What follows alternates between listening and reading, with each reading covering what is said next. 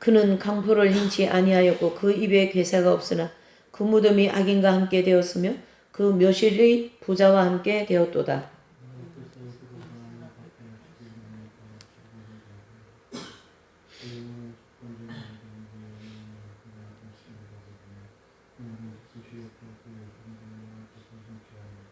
가라사대 그가 자기 영혼에 수고한 것을 보고 만족히 여길 것이라. 나의 의로운 종이 자기 지식으로 많은 사람을 의롭게 하며 그들의 죄악을 친히 담당하리라. 존귀한 자와 함께 분깃을 얻게 하며 강한 자와 함께 탈취한 것을 나누게 하리니 이는 그가 자기 영혼을 버려 사망에 이르게 하며 범죄자 중 하나로 헤아림을 입었음이니로다. 그러나 실상은 그가 많은 사람이 죄를 지며 범죄자를 위하여 기도하였느니라 하시니라. 아멘. 이 이사야서 53장 이 말씀은 우리가 교회를 나가는 분들이라면 내지는 고난주간에는 내지는 예수님의 십자가를 이제 터치할 때 구약의 복음서라고 하는 이사야서의 중심이라고 할 수 있는 53장을 우리가 다 알고 있습니다만은 우리는 알고는 있지만은 이 알고 있는 것만큼 우리가 살면서 살지 못하기 때문에 이 죄악 세상에서 내가 거하고 있는 이 세상에서 너무나도 마음이 힘들기도 하고 죄를 얼마나 깨달는가에 따라서 그 마음이 힘들겠죠. 또 죄를 얼마나 알고 있는가에 따라서 그 마음이 어렵겠죠. 한 것처럼 이 이사야서 53장을 우리가 많이 알고는 있지만은 여기에서 말씀하는 즉 5절에서 말씀하는 그와 같이 예수님의 채찍과 징계와 또 허물과 그 모든 것을 우리는 다 느끼지 못하고 내 정욕과 죄악대로 살아갈 때가 너무 많습니다. 그래서 오늘은 이 53장을 아는 것을 다 접어두고 모르는 사람처럼 처음 당하는 것처럼 그래서 53장을 한번 살펴보고자 합니다. 53장 1절에 보면 우리의 전한 것을 누가 믿느냐 여호와의 팔이 네게 나타났느냐 그렇게 시작을 합니다. 그래서 우리의 전한 것을 예레미야서 49장 14절에도 보면 우리의 전한 것을 누가 믿느냐 지금 이제 이사야 선지자나 예레미야 선지자나 이런 구약의 대선지자들 내지는 모든 복음을 전하는 분들이 이 예수님이 말씀하시는 이 복음을 전해도 잘 믿지를 않는다는 얘기죠. 여기에서 우리 인생들은 가장 불행한 일을 맞이하게 됩니다.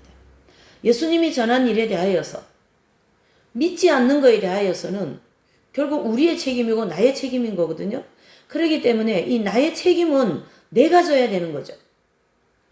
내가 고통받아야 되고 내가 괴로움을 겪어야 되고 내가 지옥불에 떨어져야 되고 이 땅에서 다 우리가 이 죄를 다 문제를 해결하지 못하면 어떻습니까?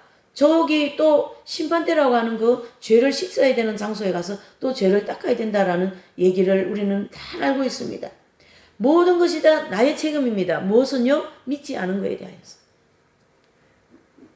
예수님께서 내가 반드시 너에게 말하지 않았느냐?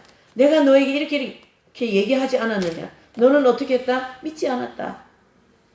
오늘 이 이사야 선지자도 53장의 첫머리에 누가 우리가 전하는 말을 믿겠습니까? 아버지요. 그 당시에 이스라엘 백성들은 아주 그냥 세상 풍조에 아주 완전히 젖어가지고 우상 숭배에 젖어 있고 세상 풍조에 젖어 있고 세상의 문화에 세상의 어떤 그런 모든 문물에 쫓아가고 있는 그런 상황에서 이사야는 선지자는 계속 여호와의 말씀을 전하는 거죠. 우상 숭배하지 마십시오. 여호와 하나님께로 돌아오십시오. 그러면서 이사야 선지자께서 예언하실 때는 예수님 오시기 전에 약 2500년 전이거든요. 2500년 전에 예수 그리스도의 고난에 대해서 이렇게 디테일하게 기록할 수는 없는 거죠. 그래서 결국 이 기록은 누가 했다라는 뜻입니까? 예수님이 즉 성령님을 통하여 이사야를 통하여 하셨다. 이렇게 우리가 믿어야 될 줄 믿습니다. 이 전하는 말씀을 우리는 믿을 때 이런 축복을 받을 수 있는 거지 믿지 않을 때는 이 축복을 받을 수가 없고 오히려 믿지 않은 것 때문에 거기에 따르는 책임이 따른다라는 거죠. 자, 그래서 우리의 죄를 사하여 주실 그는 그분입니다. 누구셔요? 예수 그리스도이시죠. 그는 주 앞에서 자라나기를 연한 순 같고 마른 땅에 나온 줄기 같아서 고운 모양도 없고 풍채도 없은즉 우리의 보기에 흠모할 만한 아름다운 것이 아무것도 없더라. 여러분, 예수님은요, 우리가 보기에는 아무것도 흠모할 만한 조건이 없으세요. 가난한 집안에 태어나셨고 별로 공부도 안 하셨고 별로 뭐 권위도 없고 또 권세도 없으시고 예수님 30살까지의 모든 삶은 그러셨어요. 하나님께서 그 하나님의 아들인 예수님을 어디다 이렇게 나사렛다리 이렇게 숨겨 놓으시고 계셨기 때문에 예수님은 전혀 권세가 없는 분이에요. 그리고 예수님 당시에 그 사회, 지금도 마찬가지지만 지금은 약간 문명이 발달해서 사람의 어떤 인격이라든 이런 게 좀 존중될 수 있었지만요. 우리가 조선시대만 봐도 양반과 뭐 이렇게 이 반상을 이렇게 정해놓고 말이죠. 그 조선시대 뭐 어떤 그런 걸 좀 보게 되면 정말로 쌍놈도 있고 뭐 짐승 잡는 사람도 있고 뭐 이런 백정도 있고 있잖아요. 그런 사람은 거의 짐승으로 취급해버렸어요. 유대인들도 거의 이방인들은 짐승으로 취급해버렸습니다. 지금은 그렇게 하지 않잖아요. 그렇죠?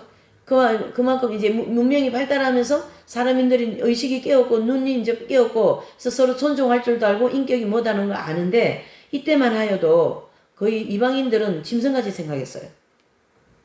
그런데 예수님이 그런 모습으로 오신다라는 거죠. 예수님이 짐승이라는 게 아니라 그들이 보는 관점이 그렇게 유대인이 아니고 아니면은 양반이 아니고 아니면은 지금과 같이 돈도 없고 명예도 없고 이런 교회도 조그만하고 가진 것도 없고 이런 사람은 일단은 내려놓고 보는 거거든요.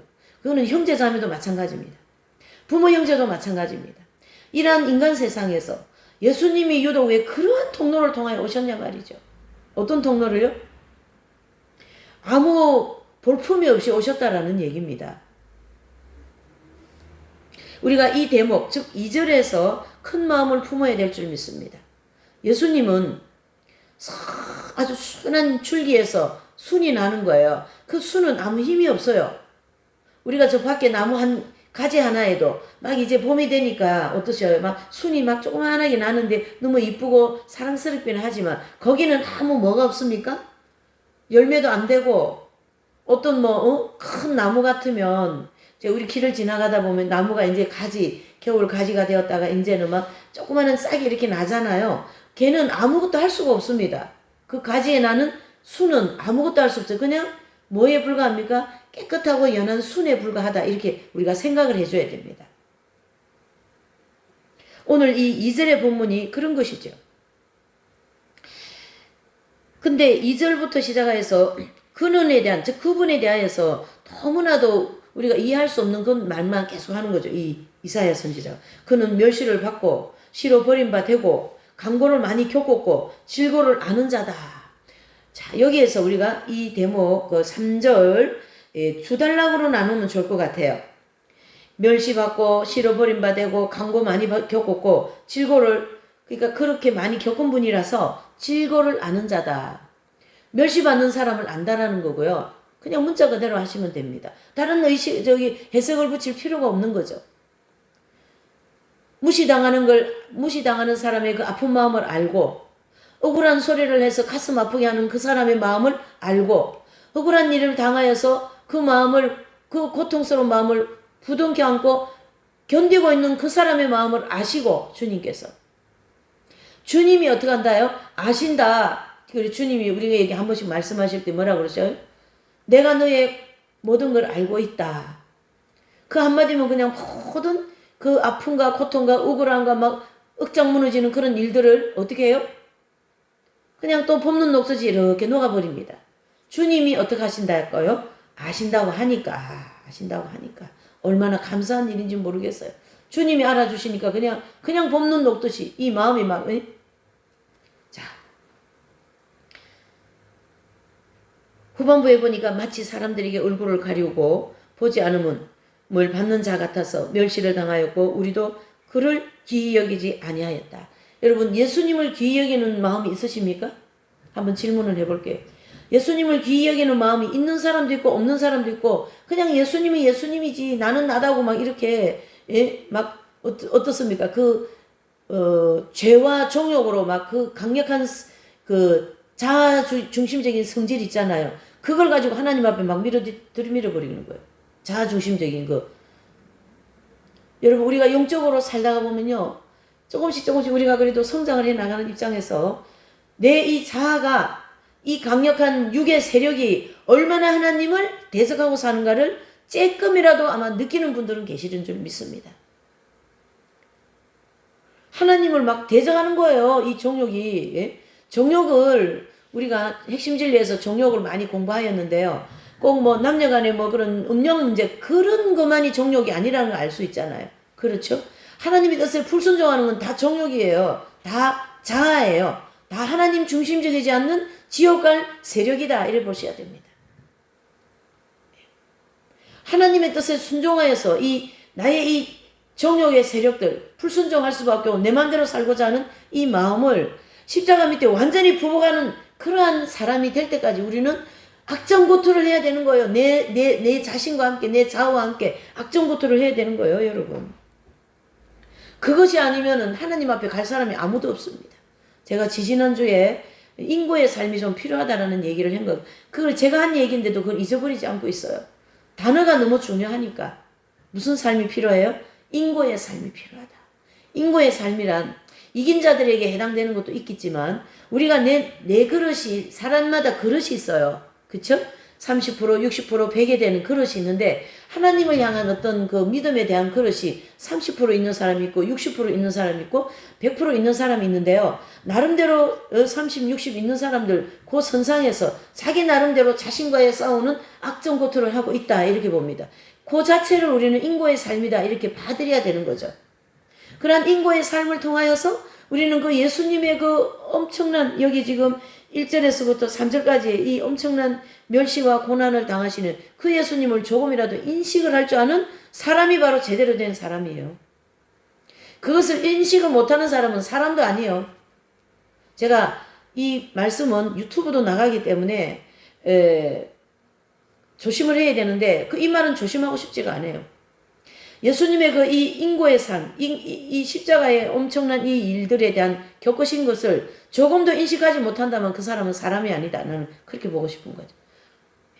그러나 사람이 아니다라는 것은 제 소리고 하나님은 사람이 아닌 그 사람을 향하여서 끊임없이 긍휼과 자비를 베풀고 계신다라는 하나님을 여러분들 믿으시기를 바랍니다.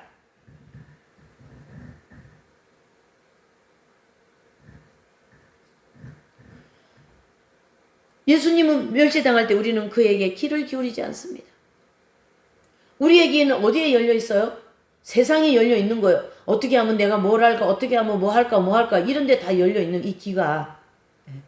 귀로 뭐를 듣는 거에 따라서 마음으로 쏙쏙 들어오는 걸 아십니까, 여러분? 귀로 뭘 들으면 마음으로 다 들어오는 거예요. 그럼 그 마음이 뭐가 되겠어요? 세상이 되는 거죠, 마음은. 그래서 예수님을 인식하기가 어렵다. 이렇게 되는 거죠. 4절은 그는 실로 우리의 질고를 지고 우리의 슬픔을 당하였거늘 우리는 생각하기를 그는 징벌을 받아서 하나님에게 맞으며 고난을 당한다 하였노라 그랬습니다.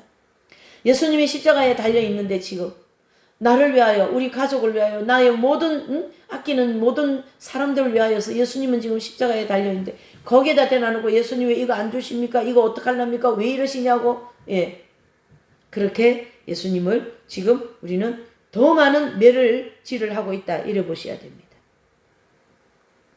예수님은 십자가를 골고다에 지고 가시면서 이렇게 얘기하셔요. 예루살렘에 그 여인들이 나와서 예수님을 붙들고 막 울고 불고 막 눈물을 막 엄청 많이 흘릴 때 예수님은 예루살렘의 딸들아 나를 위하여 울지 말고 너희와 너희 자녀를 위하여 울으라 이렇게 얘기했습니다. 여러분 자녀들이 또 그 죄의 길을 가고 있다라는 뜻 아니겠습니까? 예수님은 너도 그 죄의 길을 가고 있고 너희 자녀들도 그 죄의 길을 가고 있는 그것을 슬퍼하여라. 여러분 슬프지 않으십니까? 슬프지 않으시냐고요?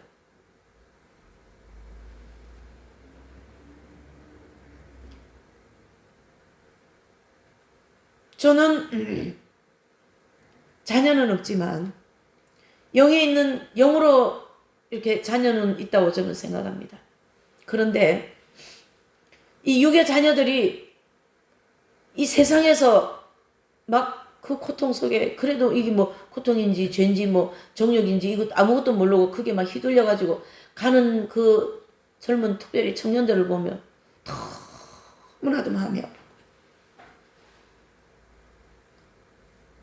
저리로 가면 저게 무엇인가 다 아는데 저리로 가면 안 되는 건데 저리로 가면 이리가 버글버글하고 이리는 늑대요 호랑이요 예? 늑대 이빨에 악어 이빨에 물리면 살아남겠어요? 사자 이빨에 물리면 살아남겠어요? 그 배후에 늑대와 같은 마귀들이 버글버글한데 그 마귀의 이빨에 걸리면 살아남겠어요 여러분? 이 연약한 아이들이 아무것도 모르는 거 있습니다 여러분. 요즘 아이들은 고생을 몰라서 더 그렇습니다. 그런 아이들을 위하여 울어라 이런 뜻입니다. 예수님은 나를 위하여 울지 말고 누구를 위하여? 자녀를 위하여. 그 죄의 길을 가고 있는 자녀를 위하여. 마귀가 이끌어가는 그 길로 향하여 가고 있는 자녀를 위하여 울어라. 눈물 흘려야 된다. 통곡해야 된다. 눈에 피눈물 날 때까지 울어야 된다. 이렇게 지금 말씀하고 있습니다. 여러분 그렇게 우십니까? 어우신 성자 어머니 모니카는 그 아들이 방탕한 길을 가는 그 아들을 향하여서 눈물이 치마폭을 젖어서 치마에 물이 줄줄 흘렀다 하잖아. 얼마나 눈물로서 그 기도를 하였습니다. 아버지여 이 아들을 아버지여. 그래서 그 아들이 결국 어머니가 돌아가시는 그걸 보지 못하고 돌아가십니다. 어머니가. 그리고 이제 임종을 못하죠. 어머니 돌아가시는 그 소식을 듣고 옛날에는 길이 멀으니까 오시는 과정에서 돌아가십니다. 그리고 어머니에게 정말로 너무나도 어머니 속을 많이 쎄가지고 통곡을 하는 거지. 그리고 삶의 인생 무상 삶의 해이를 느끼면서 그 뜰에 있는 뒷뜰에 어디를 갔는데 웬 아이들이 거기서 막 이렇게 노래를 하고 있는데 집어들고 읽어라 그걸 자꾸 들린 거예요 이분이. 그래서 성경을 딱 집어들고 읽었는데 바로 그것이 로마서. 이 세대를 본받지 말라. 술 취하지 말라. 방탕하지 말라. 그 말씀을 이분이 읽었는데 마음에 무슨 심장에 화살 꽂히듯이 확 꽂혀버린 거죠. 그때부터 어거스틴 이분은 자신의 그런 방탕한 삶을 청산하고 방탕한 삶을 청산하고 회개의 길을 가는 그런 자기의 어떤 그런 고백록이 나오는 길을 가게 되는 거죠.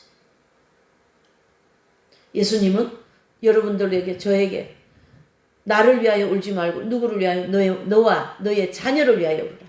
그 말씀의 깊은 뜻을 여러분들이 깊이 새기시기를 바랍니다. 자녀는 나와 같이 살면 안 된다는 그 옛날 어머니들의 생각이 살아있습니다. 옛날 어머니들은 못 배우고 가난하고 무식해서 많은 무시와 천대를 받고 살으셨기 때문에 그 어머니들이 낳은 자녀들은 나는 너를 내가 뼈가 가루가 나도 너를 공부시키고 내가 죽어도 내가 너를 잘 살게 만들어 줄 것이다. 그렇게 해서 이 한국의 어머니들이 우리 세대의 어머니죠. 우리 전 세대의 어머니죠. 그 어머니들은 이 자녀들을 공부시키는데 무슨 뭐 파출부도 좋고 무슨 청소부도 좋고 뭐 똥통 치우는 것도 좋고 아무것도 다 좋은 거예요. 자녀를 공부시키는 데 대하여서는 그렇게 열성적으로 공부를 해서 지금 그 자녀들이 전 세계적으로 퍼져가지고 대한민국을 알리고 그렇게 승승장구하면서 가는 그런 하나님의 축복이 있었다라는 걸 여러분 믿으시길 바랍니다. 오늘 이 이사야서 53장은 고난만이 얘기하는 것이 아닙니다. 여러분. 고난의 배후에는 반드시 축복이 있다는 걸 여러분들이 믿으시고 당장 내가 조금 내 방법으로 살아가지고 안 되는 거예요. 그거는 안 되는 거예요. 지금은 더더욱이 이 시대는. 지금은 자녀를 위하여 울 때이고 내 죄를 위하여 울 때이고 내가 하나님 앞에 불순종한 것 때문에 울 때이고 하나님 앞에 불순종한 죄를 용서받고 돌이켜야 될 때이지 무엇을 할 때가 아니다. 이런 뜻입니다. 여러분. 5절을 보실까요? 그가 찔림은 우리의 허물을 인하며 그가 상함은 우리의 죄악을 인함이라.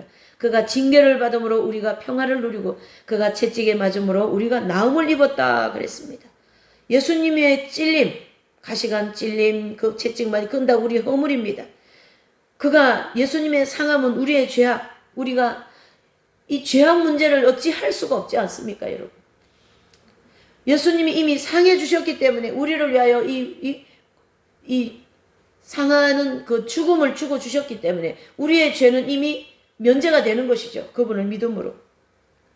징계를 받았습니까? 예수님의 징계 때문에. 예수님은 징계 받으셨어요. 당신은 죄인이다. 십자가에 못 박으라고 막 징계를 엄청나게 해버리죠. 그 때문에 저와 여러분들은 뭘 받게 됩니까? 평화, 평안, 평화. 어떤 신부님의 간증을 제가 조금 듣게 되었는데, 이분도 참 이제 신부님이니까 이제 물론 성경 연구도 많이 있겠지만 상당히 지성적인 분이었던 거예요. 성령 체험을 하지 못한 상황에서 성령 기도회를 나가가지고 이제 성령 체험을 했는데 성령님이 임하시어서 그 마음의 기쁨에 대하여서 설명을 하는데 아주 잘 하시더라고요. 여러분, 성령님이 임하시면 너의 마음의 평안이라는 것은 내가 먹고 살기 평안하다 그런 수준 정도가 아니라 거의 그 평안을 우리가 경험을 해야 되는 거예요. 경험을 해야 돼요. 그 평화를 얻기 위하여 여러분들은 기도를 해야 되고 그분 앞으로 나가야 되고 그분 앞에 부복해야 되고 그분 앞에 순종을 해야 됩니다. 여러분. 그 평화를 얻고 나면 이 세상 살아가는 거는 어떻게 살아갈 줄 사야 되는 것을 하나님이 다 알려주신다. 누구를 통하여서요? 성령님을 통하여서. 또한 예수님이 채찍을 맞음으로 우리가 나음을 입었다. 우리가 죄 때문에 서로 주고받고 상처받고 여러 가지 상처가 많아요. 부모에게 받은 상처, 형제에게 받은 상처, 자식에게 받은 상처, 이웃에게 받은 상처, 가난 때문에 받은 상처. 예. 가난도 참 사람들에게 많은 상처를 줍니다. 가난이라는 통로는 사람들을 상처를 많이 주는 통로예요. 그래서 사람들이 길을 쓰고 가난하게 살지 않으려고 노력하고 길을 쓰고 나는 부자인 것처럼 해서 왜요? 상처받지 않으려고. 저도 옛날에 우리 집이 좀 가난해가지고 아버지가 안 계실 때 가난했었어요. 그래가지고 상처가 있었어요. 그런데 그 상처는 제가 이 공부하면서 싹 다 없어져가지고 상처가 없는 것 같아요. 여러분, 잘 들으셔야 됩니다. 오늘 이 말씀들. 이건 제가 설교로 원고를 가지고 하는 게 아니에요. 지금 이 설교는. 여러분, 이 예수님의 채찍이 있잖아요. 이 채찍은 5만 번 넘게 받으신 채찍이기 때문에 이미 살이 다 찢어지고 다 쳐져서 피가 나고 그렇죠? 뼈가 다 드러나는 그런 채찍을 받으셨습니다. 그 채찍을 받으셨기 때문에 저와 여러분들에게는 평안이 있다. 정말 하나님 나라의 평안을 누릴 수 있는 평안을 주신다. 뭐 할 때예요? 믿을 때.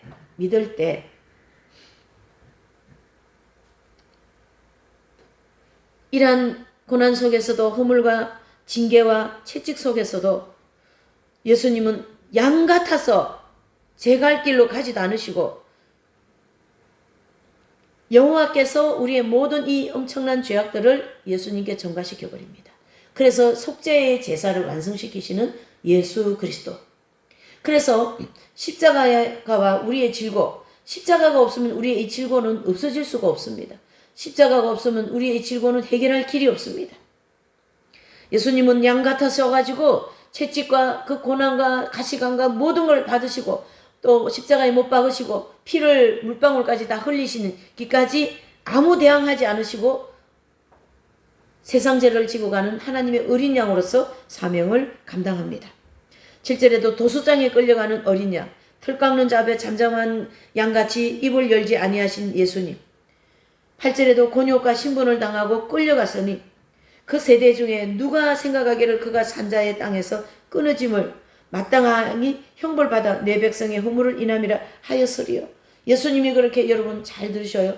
이 고난 속에 고통 속에 피 흘리는 속에 엄청난 이 고난 속에서 계신데 사람들의 마음은 이렇다니 누가 저분이 우리 죄 때문에 왜 저렇게 돌아가셔 이렇게 한다는 얘기예요. 왜 예수님은 우리 죄 때문에 돌아가셔요? 이렇게 한다니까. 그러니까 그 당시에 바리새인이나 제사장들이 예언자라며 그 선지자라며 내려와 봐라. 너의 죄를 너가 왜 죄를 용서하지 못하냐? 죄 문제를 왜 해결하지 못하냐? 그렇게 했죠. 그렇게 한 사람들이 바로 저라는 거예요. 여러분들이라는 거예요. 신분을 당하고 곤욕을 당하고 침뱉음을 당하고 땅에 패대기침을 당하고 그러한 모든 것이 마땅히 형벌받을 내 백성의 허물을 인함이라 하였으리요. 예수님은 강포를 행치 않았어요. 9절에. 그 입에 괴사가 없었습니까? 왜 이렇게 나를 채찍을 때리느냐? 이렇게 하지 않으셨단 얘기예요. 여호와께서 그로 상함을 받게 하시기를 원하고 질고를 담게 하셨은즉 그 영혼을 속건제의 제물로 드리기에, 예수님의 속죄의 제물로 드리기에 하나님은 이미 작정을 하셨어요. 내 아들을 내어놓고 내가 너를 구원하겠다. 그게 바로 하나님의 사랑 아니겠습니까? 하나님의 사랑 아니겠습니까? 여러분, 인식을 좀 해주시면 정말로 고맙겠습니다. 예수님 대신 제가 고맙겠다라는 그런 말을 하고 싶습니다. 내가 이렇게 너를 위해서 죽었다. 너의 죄를 위하여서, 너의 삶의 풍요로움을 위해서 내가 이렇게 죽었다. 그러니 나를 믿고 나를 따라오너라. 그러면 너의 삶이 뭐가 될 것이다? 풍요로워질 것이다. 너의 한 사람은요, 여기다 하나 딱 이렇게 세워놓으면요, 그 사람에게 있는 그런 힘이라는 게 있어요. 그래서 사람 hin자를 쓰잖아요. 근데요, 그 힘이 어떤 악의 힘인가 아니면 선의 힘인가? 우리가 교회시대 이긴 자들 한 분을 탁 세워놓고 보면 그분들에게는 어떤 힘이 나옵니까? 선한 힘이 나옵니다. 선한 힘이 막 우리한테 막 몰려오는 것 같아요. 영적으로. 저번 절에 살았으니까. 제가 비안내 신부님 강의를 듣고는 처음에 이 공부를 하고는 죽는 줄 알았습니다. 약간 저라는 사람을 제가 살면서 저로 제 속성을 좀 이렇게 파악을 하는데요. 저 같은 사람의 속성은 그런 거를 이렇게 들으면 이게 흡수력이 엄청 빠르는 것 같아요. 흡수력이 엄청 빨라요. 약간 이성적인 거와 감성적인 게 좀 50% 있는 것 같아요. 그래서 그런 어떤 비안내 신부님이 나병 환자들의 사도 아닙니까? 그쵸? 나병 환자, 이제 몰로카이라는 섬에 들어가가지고 나병 환자를 돌보면서 결국 자기도 나병 환자에 걸리고 이제 그렇게 하면서 거기서 이제 생을 마치시는 분으로서 이제 그때 제가 이제 그렇게 들었어요. 그래서 이제 책도 읽고 많이 했습니다만은 초기에 그 영향을 엄청나게 받았어요, 제가. 그러니까 정신이 하나도 없는 거예요, 여러분. 뭐가 없어요? 정신이 하나도 없어요. 이거 어떻게 살아야 되냐? 하나님께서 강력하게 은혜를 주신 거죠. 예. 지금은 만약에 이긴 자들의 이분들이 이제 강의를 이제 공부를 하고 책 읽고 그러면은 영혼 안으로 막 이게 흡수가 되어가지고 너무너무 괴로운 거예요, 제가. 안으로 막 흡수가 되어버리는 거예요. 그분들의 그 삶 말이죠. 저는 제가 자랑하는 것이 아니라 이 흡수력이 굉장히 중요하다. 악을 흡수할 것이냐, 선을 흡수할 것이냐. 그렇죠? 악이라는 것은 내가 어디 가서 도둑질한 거, 그것만이 악이 아니라 하나님의 뜻을 순종하지 않는 것이 다 악이다. 이렇게 보셔야 됩니다. 여러분, 우리가 교회시대 이긴 자들 한 분을 세워놓으면 정말로 그 선함이 막 물밀듯이 우리한테 막 밀려오잖아요. 그렇죠? 근데 그냥 좀 적절하게 이렇게 하는 분들을 보면은 좀 악이라기보다도 좀 그만큼 선이 몰려오지 않습니다, 여러분. 그러면 마음이 되게 힘들어요. 저 같은 경우에는. 힘드는데 그걸 극복을 하는 거예요. 이렇게 극복을 해서 그걸 자꾸 이렇게 수용을 하려고 하는 거죠. 수용, 관용, 사랑. 예. 저는 그것을 제 힘으로 하는 것이 아니라 하나님의 은혜로 한다. 이렇게 저는 보고 있습니다. 하나님의 은혜다. 이게 느껴지게 하는 것도 하나님의 은혜다. 극복하려고 마음먹는 것도 하나님의 은혜다. 100% 하나님의 은혜로 가고 있다. 이렇게 생각하고 있습니다. 여러분들께서는 어떤 생각을 하고 계십니까? 10절에 영혼의 속건제물로 드리기 위하여 이르면 그가 그 씨를 보게 되며 그날에 길 것이요 또 그의 손으로 여호와의 뜻을 성취하리라. 예수 그리스도께서 속죄의 은총을 속죄의 제사를 완성시켜 놓은 것은 하나님 아버지의 뜻을 이루신 거예요, 여러분. 여러분 인간이 태어나서 인생을 살아갈 때 가장 가치 있고 복 있는 삶이 뭔지 아셔요? 가장 가치 있고 복 있는 삶은 하나님의 뜻을 이루어드리는 삶이 가장 복 있고 가치 있는 삶이라는 걸 믿으시기를 바랍니다. 하나님의 뜻을 이루어드리는 내 삶이라면 나의 삶을 예수님이 또 살아주신다는 원리가 적용됩니다. 너가 내 일을 했으니까 내가 너의 삶을 살아주겠다. 너가 내 일을 했으니까 나를 위하여 물질을 사용하고 나를 위하여 재능을 사용하고 나를 위하여 너의 모든 것을 사용했으니까 내가 너의 모든 필요한 걸 채워주겠다. 이런 하나님과의 관계는 이런 관계다라는 거죠. 그래서 절대적으로 하나님은 심은 대로 거두시는 하나님이십니다. 내가 주님을 위하여 무엇을 심었는가? 주님을 위하여 내가 무엇을 하였는가? 반드시 생각하는 한 주간 고난주간이 되시기를 바랍니다. 예수님은 하나님의 뜻을 이루어드리기 위하여 이 모든 고난을 받으시고 여호와의 뜻을 성취하리라 그러셨습니다.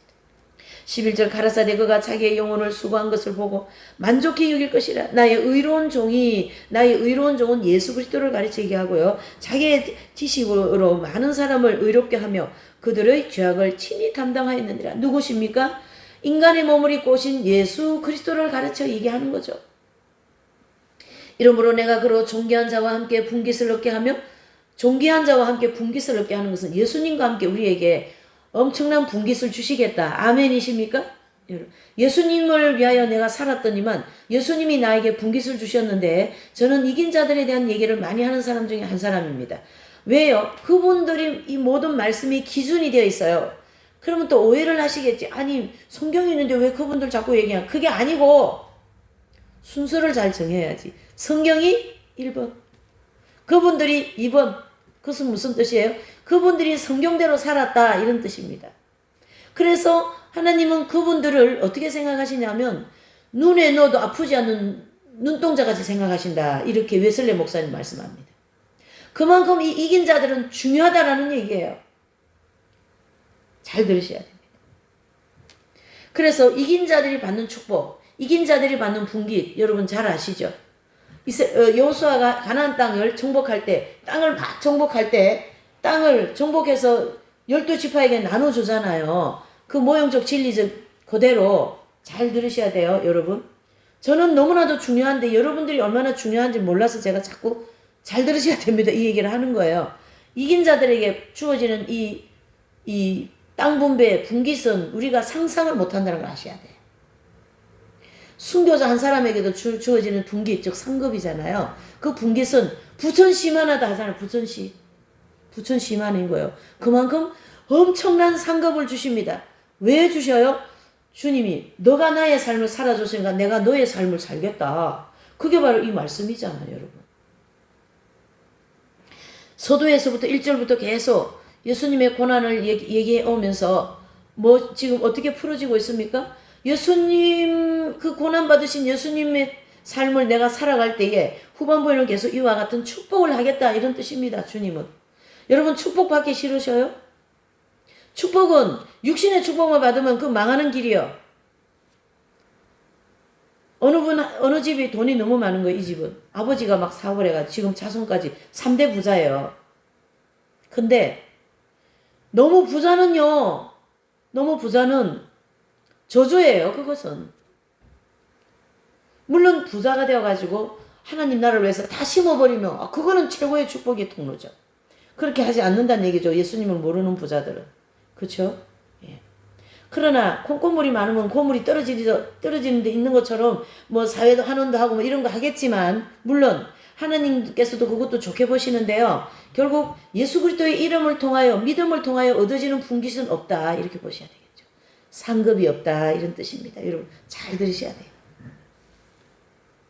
그래서 그 많은 사람을 의롭게 하며 그들의 죄악을 친히 담당하리라. 예수님이 그 십자가를 통하여 우리 인류의 모든 죄를 한 몸에 다 담당해버리고 나의 개인의 모든 죄도 한 몸에 다 담당해버렸었습니다. 그 예수님을 믿고 살아야지 어떤 무엇을 믿고 사시겠습니까, 여러분? 그래서 제가 자꾸 교회 시디긴 자들 얘기하는 비안내 신부님 같은 분은 그 나병 환자들을 품어가지고 자신이 나병이 걸릴 정도로 그렇게 살으셨습니다. 아빌라이 데레사 같으신 분, 저기 인도의 캘커타 마더 데레사 같으신 분, 이런 분들은 자기 인생을 살지 않았습니다. 성서의 심진리의 핵심 진리 저자이신 선생님도 내 인생을 살지 않았습니다. 근데 예수님은요, 예수님 인생을 살아드리니까 그분의 인생을 예수님이 살아드리더라, 이런 뜻 아니겠어요? 12절 다 같이 읽어보실게요. 시작. 이러므로 그가 그로 존귀한 자와 함께 분깃을 얻게 하며 강한 자와 함께 탈취한 것을 나누게 하리니 이는 그가 자기 영혼을 버려 사망에 이르게 하여 범죄자 중 하나로 헤아림을 입었습니다.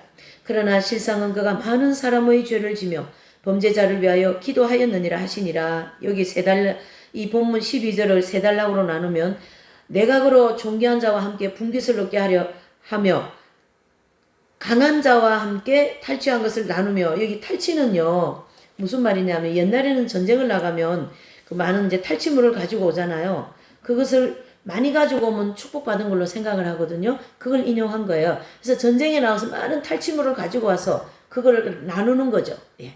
그것은 지금 저와 여러분들에게는 예수님의 삶을 살았더니만 예수님이 나의 삶을 살아주시는 축복을 가르치게 하고요. 또 이는 그가 자기의 영혼을 버려 사망에 이르게 하며 범죄자 중 하나로 헤아림을 입었습니다. 범죄자 중 하나로 헤아림을 입었다라는 것은 뭡니까? 원죄로 인하여 죽을 수밖에 없는 내가 너를 나의 이 십자가의 공로 까닭에 내가 너를 헤아려 주마. 죄 문제를 해결해 주시겠다. 이런 뜻이 되는 거죠. 죄로 인하여 다시금 그 지옥으로 아니면은 죄 때문에 고통받지 않는 곳으로 천국 데려가 주시겠다라는 뜻 아니겠어요, 여러분? 인생을 살아봤자 얼마나 살겠습니까? 네. 세 번째 단락은 죄를 지며 범죄자를 위하여 기도하였느니라 하시니라. 누가요? 예수님은 지금도 저와 여러분들을 위하여서 성령의 어떻게 해요? 통곡을 통하여 기도하고 계십니다. 그 죄로부터 빨리 나오느라, 그 세상으로부터 빨리 나오느라, 그 불순종의 죄로부터 빨리 나오느라, 빨리 주님 앞에 나와 부복하고 순종의 길을 가기를 원한다 라시면서 지금도 이 시간에 뭐 하고 계셔요? 성령님을 통하여 저와 여러분들을 위하여 중보의 기도를 하고 계신다. 이렇게 믿으시기를 바랍니다. 또 이 저희 공동체의 창시자이신 선생님은요, 이 공동체를 위하여, 특별히 새소망교회를 위하여 이긴 자 한 분이 계속 기도하고 계신다는 걸 믿으시기를 바랍니다. 저는 이 이긴 자 한 분이 이 교회를 기도하고 계신다는 것에 대한 저는 언제나 푸근한 마음을 가지고 있고요. 그건 제 믿음이니까. 저는 그런 믿음을 가지고 있고요. 교회 시대 이긴 자들은 인류를 위하여 기도하고 계신다라는 거죠. 지난 수요일 날 우리 그 공부했죠. 마할리시라는 그 사람은 지금 아마 400살 정도 다 되었을 겁니다. 근데 인류의 죄를 위하여, 인류의 모든 영혼들을 위하여, 구원받기 위하여 중보의 기도를 하고 있다라는 것이죠. 이 하나님은 교회 시대 이긴 자들, 의인들을 다 해서 총동원 하여서 어떻게 해요? 성령과 신부가 오라 하시는도다. 계시록 22장 나오죠. 그와 같은 권세를 주셔갖고 어떻게 해요? 인류를 위하여, 모든 영혼들을 위하여 중보의 기도를 하도록 하게 하신다라는 얘기죠. 이 사실을 믿는 자는 복이 있을지어다. 이 교회는 하나님께서 마지막 때의 새소망교회는 핵심 진리와 함께 이 교회 시대 이긴 자 한 분을 통하여, 기도를 통하여, 그분의 생각을 통하여 세워놓으신 교회이기 때문에 하나님께서 반드시 이 교회를 통하여 마지막 때 들어서시는 줄 믿습니다. 저는 그걸 믿고 있기 때문에 교회 뭐 사람이 있고 없고 별로 중요하지 않아요. 왜? 하나님의 때가 되면 모든 것이 다 이루어지기 때문이죠. 제가 괴로운 것은 제 죄 때문에, 제가 잘 살지 못하는 것 때문에 괴로운 거지, 다른 거는 괴롭지가 않습니다. 필요한 모든 걸 채워주시고, 없으면 또 뭐 하나님께서 또 때가 되면 채우시겠죠. 자, 오늘 이 53장의 전체의 말씀을 우리가 좀 살펴보면서, 특별히 다음 주부터는 이제 고난주간입니다. 아침 한 끼라도 금식하시고, 예수님의 십자가 고난에 동참하시고, 불순종하는 사람은 빨리 주님 앞에 나와 부복하시고 회개하시고 순종의 부활을 맞으시고, 그 다음에 자녀를 위하여 반드시 울으시길 바랍니다. 모니카 어머니와 같은 그런 눈물이 필요합니다. 이 자녀들이 지금. 아멘이십니까 여러분? 예. 그래서 한 주간을 예수님의 그 십자가 안에서 함께 살아가시는 한 주간이 되시고, 또 그 축복을 다 받으시는 부활의 다음 주일을 만나시기를 예수님의 이름으로 이제 축복하며 기원을 드리겠습니다. 우리 또 찬양을 한 장 하시고 이 말씀 생각하면서 이제 기도하시겠어요. 찬송가 202장입니다. 죄에서 자유를 얻게 함은 부르시고 기도하시죠. 여러분, 기도 외에는 이런 능이 나갈 수가 없다고 주님이 말씀하셨습니다. 죄에서 자유를 얻게 함은 보혈의 능력, 예보혈 날 마음을 이기는 승리되니 참 놀라운 능력이로다. 주의 보혈 능력이 있도다. 주의 피 믿으오. 주의 보혈 그 어린 양의 매우 귀중한 피로다.